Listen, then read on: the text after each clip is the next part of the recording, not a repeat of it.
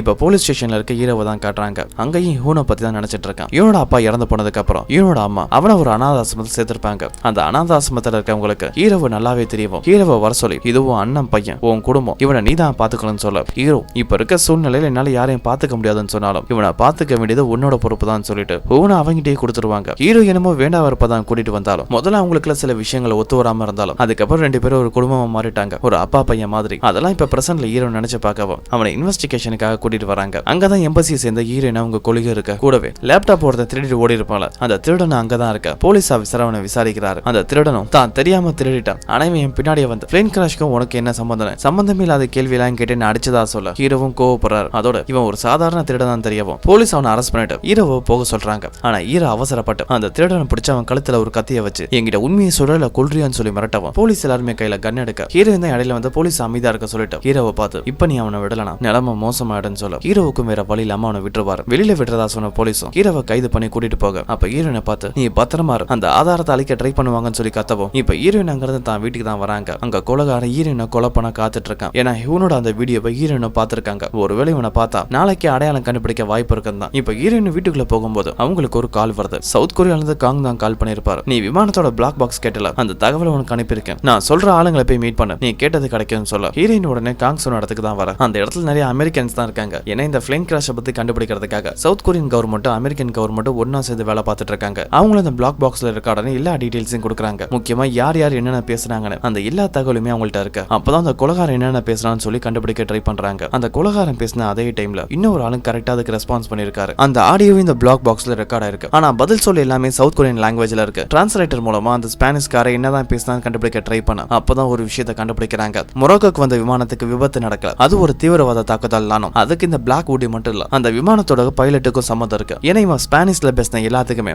அவன் south Korean லாங்குவேஜ்ல answer பண்ணிருப்பான். இது எல்லாத்தையுமே பிளாக் பாக்ஸ் மூலமா கண்டுபிடிக்க இப்ப அந்த கொலைகாரனை தான் காட்டுறாங்க. அவனோட இடத்துல இருக்க ஹீரோயின் இடத்துல இருந்து கொண்டு வந்த அந்த லேப்டாப் கூடவே பென் டிரைவ் இது எல்லாத்தையுமே ஆசிட வச்சு எந்த ஒரு எவிடன்ஸ் இல்லாத மாதிரி அழிச்சிருவான். அப்பதான் அவனுக்கு சாமுவேல்ட்ட இருந்து மெசேஜ் வருது, நீ யாருக்கிட்டே மாட்டிக்க மாட்டோம், சீக்கிரம் வீட்டுக்கு வான்னு. இன்னும் அந்த சாமுவேல் யாருன்னு தெரியல.